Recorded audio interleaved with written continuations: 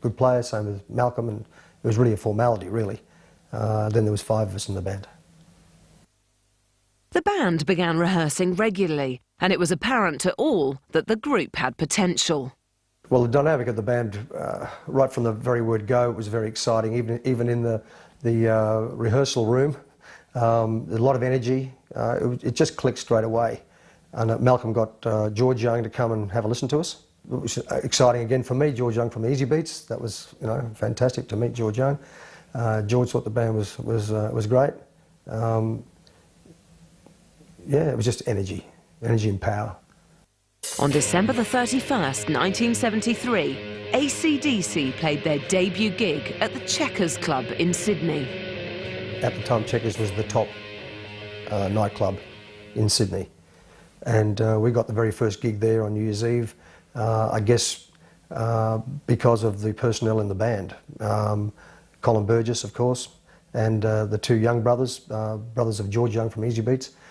There was obviously great expectations that the band was going to be great, and we were. We just went on and just did what we did. It was fantastic, just blew them away. It was a fantastic beginning.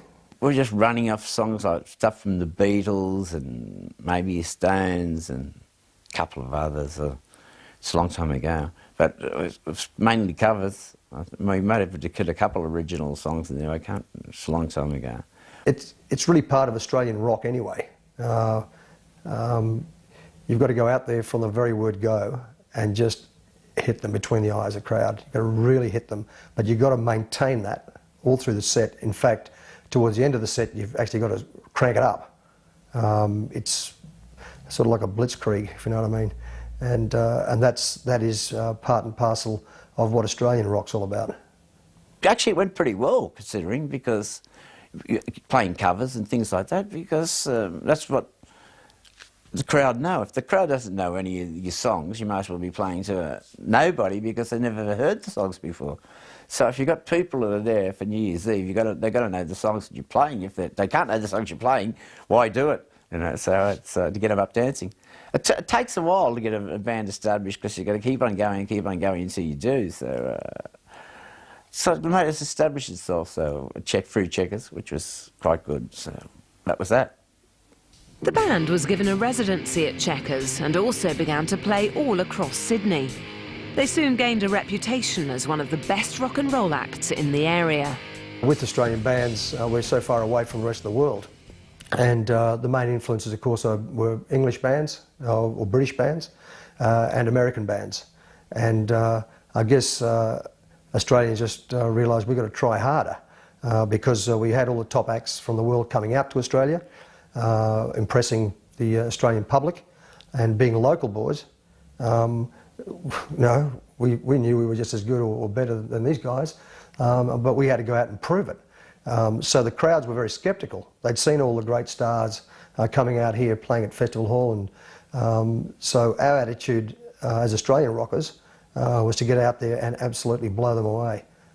ACDC are a live band, always have been, always will be. That's what their forte was, that's what their forte is. They go out there, and however good the records are, they sell themselves on stage. And they knew from the start, if we're going to make it in Australia, we have to be seen on stage, because that's where we can make things work.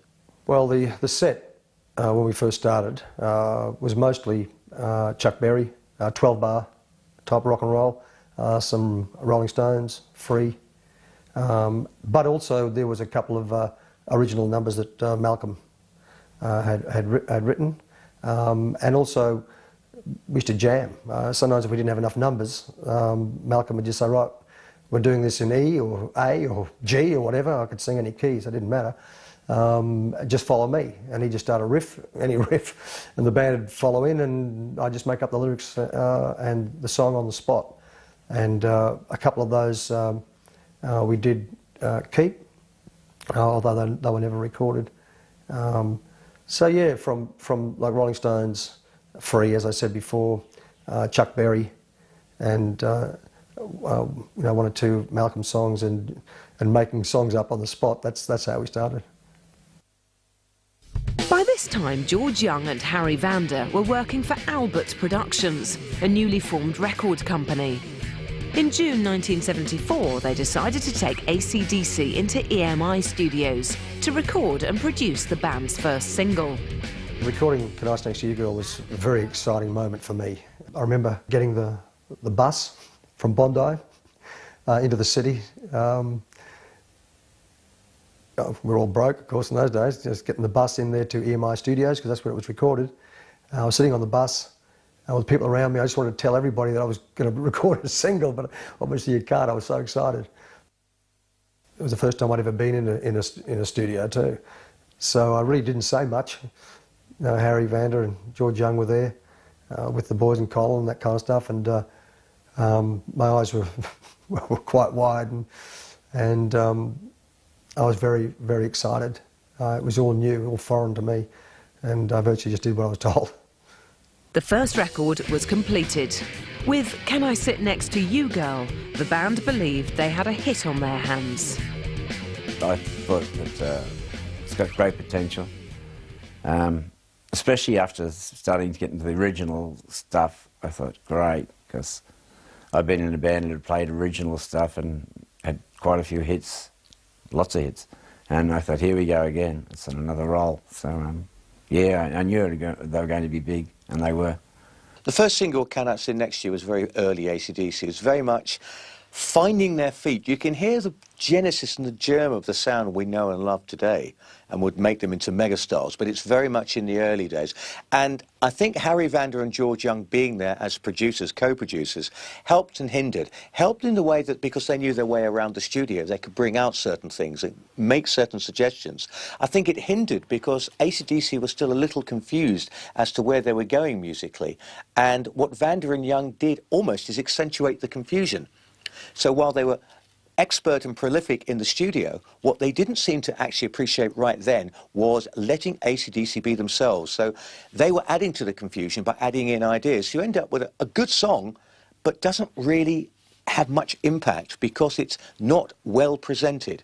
Not talking about production, I'm talking about presentation, arrangement. It's something they learnt very fast though. Despite the imminent release of their debut single, there were growing tensions within the band, and conflicts occurred.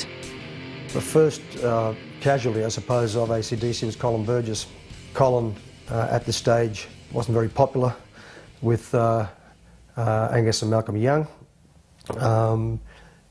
He'd been a great star in the 60s, etc., and was very popular with the girls. We'd arrive at places and Colin would have a girl on each arm and this kind of stuff, and I thought it was great. And but Malcolm and Angus would talk behind his back and call him rock star and pop star and that kind of thing. They were very, very jealous of Colin. And one night when we were playing at Checkers, Colin just seemed out of sorts, really. I don't know what was wrong with him. But during the set, Colin did this big drum roll and just kept going with the drum roll and landed flat in his face on the stage beside the drummers. One night I come along there and I had a couple of drinks beforehand. I mean, I wasn't drunk. I mean, I've never fallen off my drums in all my life, and I never have and I never will again. Now, what actually happened, I come along and I bought a drink and I left it on the table and I went behind to go and have a check and see what my drums were set up for the night, etc.